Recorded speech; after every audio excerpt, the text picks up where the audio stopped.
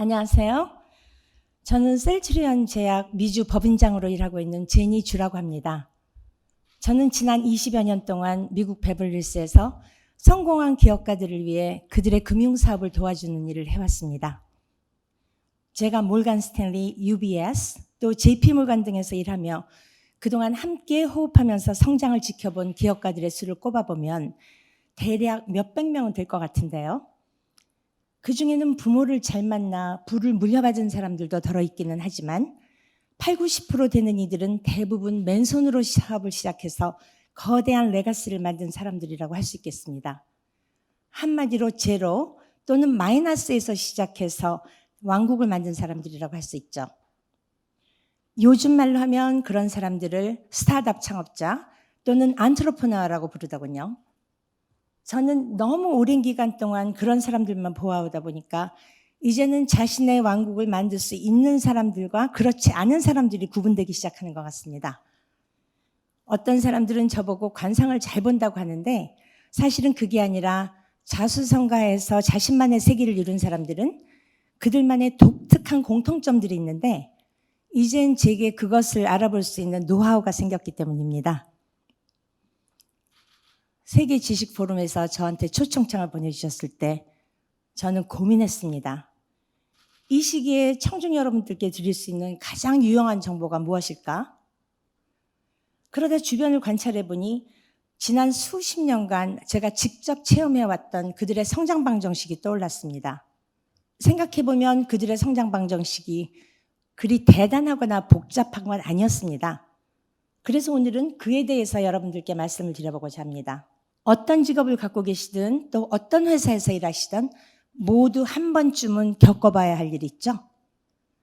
바로 신규 프로젝트를 시작하는데 참여하는 일일 텐데요. 없던 것을 만들어내는 것, 맨 땅에 헤딩하는 것, 제로에서 일을 만들어내는 일일 거예요. 바로 오늘 제가 여러분들께 말씀드리고 싶은 주제인 성장을 만드는 거죠. 그런데 신규 프로젝트는 대부분 답이 없는 경우가 많아요. 이미 다른 경쟁 회사가 다 하고 있는 것을 그대로 따라하는 거라면 굳이 거창한 프로젝트 팀을 만들 이유도 없겠죠. 아직 시장에 존재하지 않는 경쟁자들도 감히 생각하지 못한 그런 걸 만들어서 시장에 새롭게 내놓는 것이 진짜 기업가들이 할 일일 텐데요. 그런데 보통 회사 신규 프로젝트 팀에서 일하는 사람들을 보면 몇 날 며칠 밤을 새서 머리를 끙끙 앓아가며 아이디어를 짜내는 모습들을 봐요. 그렇다고 좋은 아이디어가 나오는 것도 아닌데 말이죠. 마치 훌륭한 아이디어에 정답이라는 게 있어서 머리를 벽에 부딪히며 고민을 하다 보면 정답을 맞출 수 있다고 착각하고 있는 건 그런 것 같은 생각이 들어요. 하지만 제가 만나본 수백 명의 자수성가한 기업인들은 처음부터 정답을 맞춰서 성공에 이른 사람이 단 한 명도 없었어요. 예를 하나 들어볼게요. 제가 아는 분 중에 영국 스코틀랜드에 전 세계 상위 0.01%만 가입할 수 있는 상류사회 사교클럽인 이든클럽을 만든 톰 로렌스라는 인물이 있어요. 누구나 가고 싶어하는 스코틀랜드의 오래된 성 피톰이라는 곳을 사들여 세계 최고의 호텔에서 최상의 음식과 와인 그리고 골프와 사냥을 즐길 수 있도록 만든 사교클럽인데요. 이 클럽을 창업한 톰 로렌스는 사실 부유한 집안 출신이 아니었어요. 축구 선수를 하다가 부상으로 은퇴하고 먹고 살 일이 막막했던 젊은이였죠. 그래서 처음에는 잡지 사업도 하고 경기장 광고판 사업도 하고 이런저런 일들을 했대요. 그러다가 세 번째로 창업에 도전한 것이 바로 이 사교클럽이었어요. 창업할 때는 이런 생각을 했다고 해요. 부자들도 다른 부자들의 생각을 궁금해한다. 그들을 서로 이어줄 수 있는 부자 클럽을 만들면 어떨까? 생각은 그럴듯하죠? 하지만 그 과정이 과연 쉬웠을까요? 처음엔 스코틀랜드에 있는 세인트 앤드루스라는 그림 같은 동네에서 18세기 지어진 조그만 집을 하나 사들인 다음에 랜드로버 자동차 몇 대를 가지고 사람들을 골프장으로 운반하는 그 정도로 가볍게 실험을 해봤다고 해요. 주변 지인들한테는 내가 세계 최고 부자들의 놀이터를 만들겠다고 기염을 토하면서 60명 첫 고객들을 확보했고요. 그런데 처음부터 삐걱거려요. 1년 만에 60명 회원 중에서 대부분이 빠져나간 거예요. 아무리 지인을 중심으로 모집을 했다고 하더라도 와보니까 별게 없으니까 다들 그 다음에 회원갱신을 안 한 거예요. 나중에 얘기를 들어보니까 이때 너무 힘들어서 사업을 그만두고 싶었다는 생각이 컸다고 해요. 하지만 포기하지 않고 부자들이 진정 원하는 것이 무엇인지 끊임없이 방향전환을 하면서 성공으로 가는 길을 모색했어요. 그 뒤에는 회원비가 들어오는 대로 돈을 계속 모으고 그걸 가지고 스코틀랜드에 있는 피톰이라는 고성을 인수하고 다른 지역에 있는 호화 레지던스하고도 협업을 하면서 사업을 확장시켰어요. 1997년에 만들었는데 지금 2등 클럽은 미국, 유럽, 아시아 등에서 슈퍼리치들이 가장 가입하고 싶어하는 사교 클럽이 되어 있죠. 전 세계의 부자들은 많지만 다들 자존심도 강하고 성격도 다르기 때문에 친해지기가 쉽지 않잖아요. 근데 2등 클럽은 클럽이 미리 다 알아서 서로를 검증해 준 후에야 회원을 받는 데다가 전 세계 슈퍼리치들이 정보와 지식을 한자리에서 주고받을 수 있는 장점이 있다 보니 지금은 그 네트워크가 매우 커졌다고 할 수 있어요. 이제는 회원들끼리 투자 클럽을 만들어서 공동 투자를 할 정도로 규모가 커졌다고 해요. 그런데 그 톰 로렌스가 언젠가 사석에서 만나 저와 했던 이야기가 있어요. 많은 사람들이 성공이라는 목적지로 향하는 길이 정해져 있다고 생각하고 최대한 그 길을 찾으려고 하지만 자신은 그 길을 100% 맞출 정도로 똑똑하다고 생각하지 않았기 때문에 최대한 다양한 시도를 한 후에 그 길을 찾으려고 했다고요. 이건 성공하는 사람들에게 공통적으로 나타나는 첫 번째 특징인데요. 그들은 결코 성공으로 가는 직선도로를 타지 않았어요. 성공으로 가는 길은 곡선인데다가 안개도 뿌옇게 껴서 보려고 해도 쉽게 보이지 않는 도로이기 때문이죠. 가끔 자신에게는 미래가 훤히 보인다고 하는 사람들이 있는데 그 말을 너무 믿지 마세요. 미래를 훤히 보는 사람이 어딨나요? 누구에게나 미래는 불투명한 거예요. 톰 로렌스가 2등 클럽을 처음 만들었을 때는 지금처럼 이렇게 성공적인 슈퍼리치들의 사교 공간이나 투자 클럽 조성을 꿈꾼 건 아니었어요. 일단 시작을 하고 그 과정에서 엄청난 어려움을 겪고 그 난관들을 잘 극복해 나가면서 성공까지 이룬 거죠. 여러분, 성공이라는 게 계획된 로드맵에 따라서 정해진 대로 가면은 이루어지는 것이라고 생각하시나요? 절대 아니에요. 구글이 유튜브를 인수했을 때 지금처럼 수백만 명의 구독자를 가진 박막내 할머니 같은 분이 계속 나오리라고 기대를 하고 시작한 건 아니잖아요. 어떤 위대한 성공도 사전에 짜여진 각본이라는 것은 없어요. 그래서 중요한 것은 시작이에요.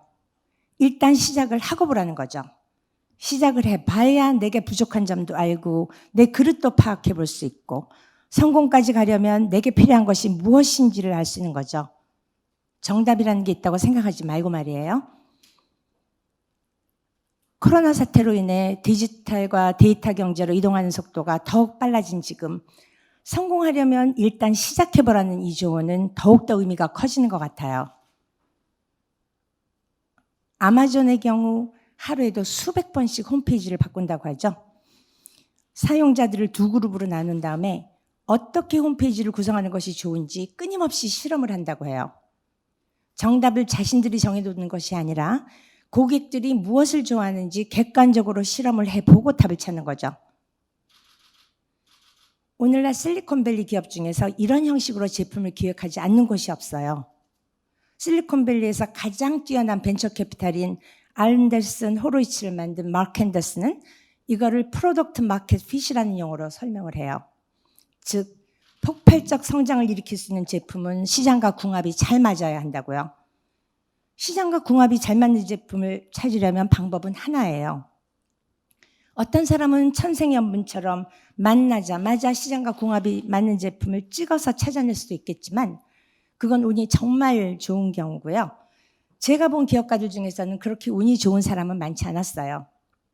그 대신 그들은 끊임없이 시장과 궁합이 맞는 제품인지 아닌지를 알기 위해서 합을 맞춰보려는 시도를 했어요.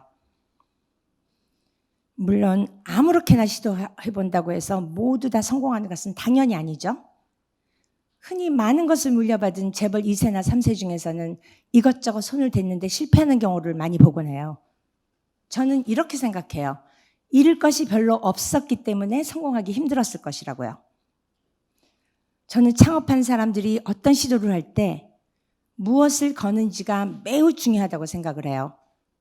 잃을 것이 아무것도 없는 상태에서 가벼운 마음으로 실험을 한다면 결국 얻는 것도 없을 거거든요. 거꾸로 그 사람이 정말 잃으면 안 되는 소중한 것을 걸고 실험에 임한다면 비록 실패를 한다고 하더라도 얻는 것은 매우 클 거예요. 정말 소중한 것을 잃었기 때문에 앞으로 중요한 교훈을 얻을 수 있는 거고요. 아까 말씀드렸던 이든클럽의 창업자 톰 로렌스 같은 경우가 그래요. 축구 선수로 뛰다가 이른 나이에 다리를 다쳐서 은퇴한 그에게 남은 것은 별로 많지 않았을 거예요. 부모가 그렇게 돈이 많았던 것도 아니고요. 할 수 있는 것은 사업밖에 없었는데 하는 사업마다 그렇게 성공적이지도 않았어요. 코너에 몰린 그에게 사교 클럽만이 유일한 희망이었죠. 그런데도 그는 그 마지막 카드를 들고 실험의 실험을 거듭했어요. 초반에는 실패도 했죠. 60명 회원이 거의 다 빠져나갔다니까요. 하지만 그렇게 뼈저린 실패가 있었기 때문에 재기할 수 있었어요. 흔히 아픈 만큼 성숙한다고 하는데 역설적이긴 하지만 그런 아픔이 없었다면 아까 말씀드렸던 프로덕트 마켓 핏 또한 찾을 수 없는 거겠죠. 이제 여러분이 신제품 아이디어를 낼 때 어떻게 생각을 바꿔야 할지 말씀드릴 수 있을 것 같아요. 처음에 너무 많은 고민을 하지 마세요. 일단 뛰어드세요. 시작을 하고 보세요. 어차피 성공으로 가는 길은 직선이 아니기 때문이에요. 실패를 두려워하지 마라. 하지만 실패에 익숙해지지 마라. 이것이 제가 드리고 싶은 첫 번째 성장의 공식이에요. 두 번째로 말씀드리고 싶은 것은 혼자서는 아무것도 못한다는 점이에요. 전 업무차 미국 로스앤젤레스와 실리콘밸리 지역을 자주 오가는데요.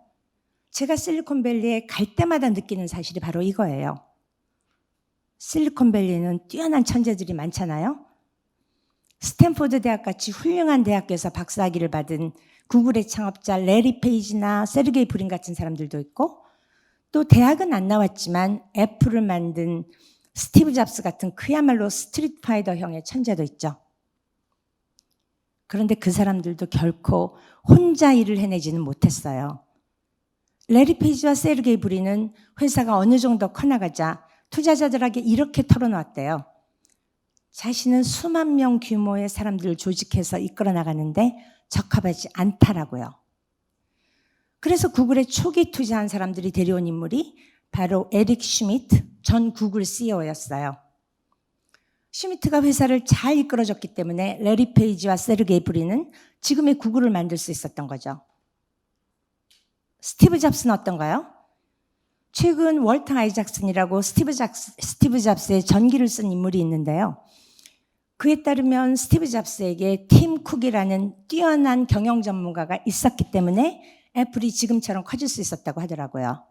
그리고 그 정신은 지금도 이어져 내려오고 있고요. 여러분, 많은 사람들이 실리콘밸리에 있는 회사에서 일하고 싶어 하죠. 그런데 실리콘밸리 밖에 있는 사람들과 실리콘밸리 안에 있는 사람들이 갖고 있는 생각은 좀 달라요.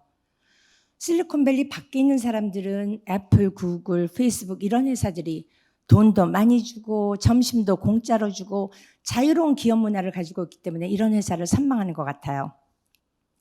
하지만 실리콘밸리 안에 있는 사람들은 돈이나 점심 같은 그런 물질적인 것이 아니라 좋은 사람들과 멋진 일을 할 수 있기 때문에 이런 회사를 좋아한다고 말해요. 한마디로 혼자 할 수 없는 일을 가능하게 만들어주는 네트워크가 형성된다는 거죠. 구글, 애플, 페이스북 이런 회사들이 선망받는 이유는 좋은 사람들이 있기 때문이에요. 넷플릭스에는 좋은 직원이 최고의 복지라는 말이 있는데 그게 정말 맞는 말이죠. 제가 20년 동안 알고 지내는 뛰어난 기업가 중에서 허비언 한슨이라는 기업인이 있어요. 유럽에 있는 선박회사에서 젊었을 때는 CFO로 일을 하다가 말년에 자신의 회원회사를 맨손으로 창업해서 노르웨이의 선박 왕이 된 인물인데요. 이분이 한 번은 이런 얘기를 해주셨어요. CEO가 되는 길은 믿고 일을 맡길 사람이 없다는 것을 깨닫는 데서 시작한다고요. 시킬 일도 있고 해야 할 일이 있는데 정작 그것을 해낼 수 있는 사람을 구하기가 참 힘들다는 거죠. 어떤 사람들은 그런 상황에서 혼자 모든 것을 끌어안고 끙끙거리며 나가기도 하지만 한슨 회장님은 똑똑한 사람들은 빨리 깨닫는다고 했어요. 결국 혼자 살 수 있는 일은 단 하나도 없다는 사실 말이에요. 이 말은 아무리 능력이 부족해 보이고 일을 안 하는 것처럼 보이는 사람들과 같이 일을 하더라도 그 사람의 장점과 능력을 끌어내는 동기부여를 하는 것이 성장에 있어서는 가장 중요하다는 얘기예요. 예를 들어서 한슨 회장님 같은 경우는 8년 전에 자신의 생일 파티를 한국에서 했는데요. 거기에서 한국의 유명한 조선회사 사장님들을 많이 초대해서 재미있는 파티가 벌어졌어요. 그런데 여기서 한슨 회장님은 바이킹의 노래를 부르며 바다로 나아가는 항해의 정신을 모두에게 일깨워주는 거예요. 자신의 생일에 노르웨이 바이킹의 노래를 부르며 바다를 넘어 개척지로 향하는 정신을 모두에게 알려주면서 함께 바다를 넘어서자는 메시지를 전한 거죠. 선박을 발주한 해운회사 회장이 선박을 만들어주는 조선회사 사장님들께 우리는 같은 배를 탔다고 말하면서 배를 잘 만들어달라고 생일 파티에 초대도 하고 노래까지 불러준 거예요. 저는 이 광경을 보면서 참 놀랍다고 생각을 했는데 끝나고 나서 한슨 회장님이 저에게 해줬던 말이 더 뜻깊었어요. 내 기본 원칙이 뭔지 아니? 좋은 사람들을 친구로 삼는 거야. 한국의 조선 회사들은 내게 있어서 가장 좋은 사람들이야. 그들과 오랫동안 친구가 되고 싶어. 혼자서는 아무것도 할 수 없다는 이 말은 모든 것이 디지털로 전환되는 오늘날 더 의미가 깊어요. 어떤 한국 대기업이 하나 있어요. 수년 전부터 디지털 전환을 꿈꾸면서 전문가들을 외부에서 영입하기 시작했어요. 하지만 잘 안 되는 거예요. 회사 전체가 아날로그로 돌아가고 있는데 디지털 전문가 한 사람이 와서 회사에 있는다고 해봤자 같이 디지털로 일할 사람이 회사 안에 없는 거죠. CEO들이 잘 들어야 할 포인트가 바로 이거예요. 흔히 잘 모르는 영역에 새로 진출할 경우에 그 분야를 잘 아는 사람을 외부에서 뽑아서 맡겨두면 잘 굴러갈 거라고 착각하는 경우가 많은 것 같은데요. 사실은 그렇지 않아요. 그렇게 뽑은 외부 전문가가 혼자서 일하게 내버려두면 안 되는 거예요. 아무리 그 사람이 훌륭하고 뛰어나다고 하더라도 혼자 일하면 아무것도 할 수 없기 때문이죠. 그 사람이 함께 일할 수 있고 또 회사 내에 있는 기존 자원들을 충분히 활용할 수 있도록 도와주는 시스템을 만들어야 돼요. 뛰어난 사람을 뽑았으면 그 사람이 혼자서 알아서 잘 할 거라고 생각하고 끝낼 게 아니라 그 사람을 도와주는 회사 내 기존 인력들이 잘 형성되어 있는지 그것을 챙겨야 된다는 얘기죠. 그리고 이런 기업들이 바로 구글, 애플, 넷플릭스, 페이스북 이런 회사들에 비해서 뒤떨어지는 이유가 바로 혼자 일하게 내버려둔다는 점이에요. 구글이나 애플 이런 회사들은 어떤 희한한 친구가 새로 회사에 입사하더라도 모든 사람들과 잘 어우러져서 일할 수 있는 문화가 형성돼 있어요. 피부색, 인종, 종교, 성별, 나이 들어온 차별하지 않는 데다가 재미있는 프로젝트가 있으면 서로 앞다퉈서 도와주는 문화가 형성돼 있거든요. 그러니 회사가 새로운 방향으로 변화하기 위해서 특정한 인재들을 많이 수혈해서 변화를 시도하더라도 결코 그 변화를 위해서 수혈된 사람들이 혼자 외따라 떨어져서 일하지 않아요. 결과적으로는 그렇게 수혈된 사람들 덕분에 회사의 혈액형이 통째로 바뀌면서 새로운 사업들을 빠르게 추진해 나가는 경우들이 생기는 거죠. 한슨 회장님도 그렇고 제가 실리콘밸리에서 만나본 무수히 많은 창업자들의 공통점은 바로 이거였어요. 결코 혼자서는 성공할 수 없다. 나도 그렇고 내 밑에서 일어난 뛰어난 인재들도 마찬가지다. 모두가 함께 일하는 문화를 만들어야 한다. 마지막으로 말씀드리고 싶은 성장의 법칙, 역시 사람에 대한 얘기예요. 세계 최고의 항공회사로부터 투자를 받은 한 방산업체 CEO가 있어요. 방위산업 회사의 특성상 연구개발, R&D를 많이 해야 했고 또 새로운 프로젝트도 많이 했어요. 끊임없이 혁신을 할 필요가 있었던 거죠. 그런데 회사가 커지면 커질수록 회사 내에서 혁신을 하지 않으려는 무리들이 나타났어요. 실제로 일을 해야만 하는 상무, 부장, 과장들이 나 퇴직하기 전까지 사고치지 말고 지금 하던 거나 제대로 하고 있자. 게다가 그 중간 관리자들이 위에서 명령이 떨어지면 은근슬쩍 그걸 무시하고 자신의 정치력만 확보하려고 행동하는 모습을 보였어요. 부장에게 인사권이 주어졌으니까 자신의 부서에서는 왕처럼 행동하고 위에서 명령이 떨어지면 일을 하지 않으려 했던 거죠. 결국 일을 해야 될 부장들이 일을 하지 않는 문제가 발생한 거예요. 이런 사내 분위기를 바꾸기 위해서 이 CEO는 과연 무엇을 했을까요? 이분은 인사평가의 방식을 꼼꼼히 들여다보기 시작했어요. 결국 무에서 유를 창출해내는 것은 사람이 하는 일이잖아요. 그런데 사람을 움직이는 동기부여는 결국 평가와 보상이라는 말이죠. 이 CEO는 인사평가의 방식에 어떤 가치를 중요시하게 생각하는지를 담아야 한다고 결정했어요. 그래서 회사가 무엇을 중점적으로 평가하는지를 돌아보았죠.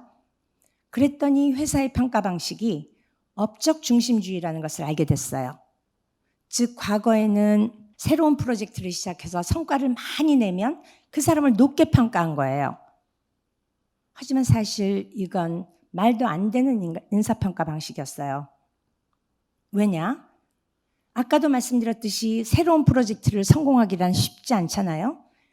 당연히 실패도 하기 마련인데 실패를 하면 평가 점수가 깎이거든요. 그러니까 아예 아무런 시도도 하지 않으려 한 거예요. 안전하게 보이지 않는 곳에 숨어 있으면 조용하게 은퇴들을 할 수 있으니까요. 게다가 좋은 성과들은 보통 3년 내지 5년 전에 씨앗을 뿌려뒀어야만 가능한 것들이 많잖아요. 그러니까 지금 좋은 실적이 나온 것은 대부분 지금 평가를 받는 사람들의 전임자 또는 전 전임자가 토양을 다져놨기 때문일 거예요. 반대로 지금은 좋은 평가를 받지만 아무런 미래에 대한 대비도 하지 않고 후임자에게 짐을 모두 떠넘기려는 그런 사람도 있을 거예요. 그래서 이 CEO는 인재에 대한 평가 방식을 미래를 위해 무엇을 계획하는가로 바꿨어요. 즉 과거에 했던 실적이 아니라 미래를 위한 준비에 평가의 방점을 찍은 거죠. 해봤던 대로, 과거에 해오던 대로의 루틴한 일이 아니라 새로운 일에 대한 도전을 하는 사람들에게 더 높은 평가를 줬어요. 기존에 하던 일을 조금이라도 더 개선한 사람들에게 높은 평가를 줬고요. 아무도 하지 못했던 일에 도전했던 사람들에게는 비록 실패를 했더라도 좋은 인사고과를 줬어요. 여기에 성공까지 했다면 더 말할 나위 없이 좋은 평가를 줬죠. 회사는 이런 평가의 방식에 전환이 있고 나서 딱 3년 뒤에 위기를 듣고 급속도로 좋아졌어요. 한때 200명까지 줄었던 인력 규모가 300명까지 늘어났고요. 매출은 3배 이상 늘어났죠. 과거가 아니라 미래를 사람을 평가하는 기준으로 잡는 인사정책 하나 바뀌었을 뿐인데 이런 놀라운 성장이 이루어진 거예요. 스티브 잡스가 이런 말을 했죠. 우리가 똑똑한 사람을 채용하는 이유는 그 사람에게 뭔가를 지시하기 위해서가 아니다. 우리는 똑똑한 사람들이 우리에게 뭔가 지시해 주길 바라기 때문에 그들을 채용한다. 코로나로 인해 디지털 경영이 가속화되는 지금 이 시점에 우리는 모두가 가보지 않은 새로운 길을 가보고 있어요. 그래서 우리는 과거의 실적이 아니라 미래를 대비하며 한 발 한 발 나가는데 더 신경을 쓰고 관심을 집중해야 돼요. 저는 오랫동안 금융업계에서 일하면서 리딩 인디케이터, 선행지표의 중요성에 대해서 깊게 깨닫고 있어요. 많은 사람들이 기업의 실적 발표에서 과거의 성적표를 확인할 뿐이지만 진짜 투자자라는 사람들은 실적 발표에서 회사의 미래를 읽어요. 실적은 lagging indicator, 후행지표일 뿐이죠. 실적보다 사실 더 중요한 건 회사의 공장이 앞으로 얼마나 더 가동될 것인가? 회사에 어떤 사람들이 몰려드는가?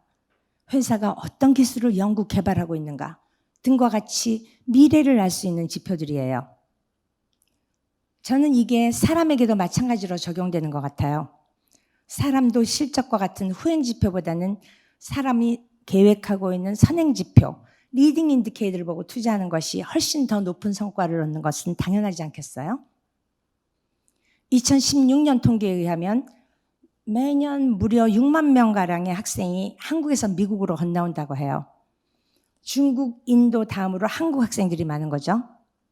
영국이나 일본, 브라질 등과 같이 인구가 많은 나라보다 우리나라가 미국의 좋은 학교로 자녀를 보내려는 부모들이 많다는 얘기예요. 저는 이런 한국인들의 모습을 보면서 꿈을 꾸는 것만이 아니라 꿈을 현실로 실현하기 위해 뛰어드는 사람이 많은 것이라고 생각해요. 저 역시 미국에 처음 왔을 때 누구도 과거에 실현하지 못했던 저만의 꿈을 실현하고 싶었기 때문에 그 마음을 잘 알아요. 영화 매트릭스를 보면 빨간 약과 파란 약 중 둘 중에 하나를 선택하라는 장면이 나오죠. 길들여진 상태에서 주어진 환상에 만족하며 사느냐? 아니면 자신의 삶을 온전히 있는 그대로 받아들이면서 현실이 던져주는 고난을 극복하면서 사느냐? 저는 이런 질문이 주어진다면 대부분의 한국 사람들은 현실이 던져주는 고난을 극복하면서 사는 선택을 할 거라고 믿어요. 제가 경험했던 한국 사람들은 늘 지금 그대로의 삶이 아니라 항상 보다 나은 삶을 위해서 물길을 거슬러 올라가는 본능이 있는 것 같아요. 그러나 문제는 그런 마음만으로만 모든 것이 이루어지는 것은 아니라는 점이에요. 무에서 유를 만들어 나가려면 성장의 법칙을 마스터해야만 돼요. 특히 디지털 시대에 맞는 업데이트된 성장의 법칙을 몸에 익힌 상태에서 실제로 일을 해야 할 필요가 있어요. 저는 오늘 제가 수십 년간 직접 경험했던 CEO들을 통해 배워온 3가지 핵심적인 성장의 비법을 여러분들께 말씀드렸습니다.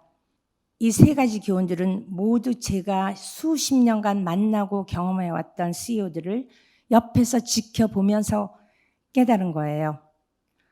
교과서에 있는 이야기는 아니지만 여러분들께 도움이 될 것 같아서 이렇게 말씀드려봤습니다. 들어주셔서 감사합니다.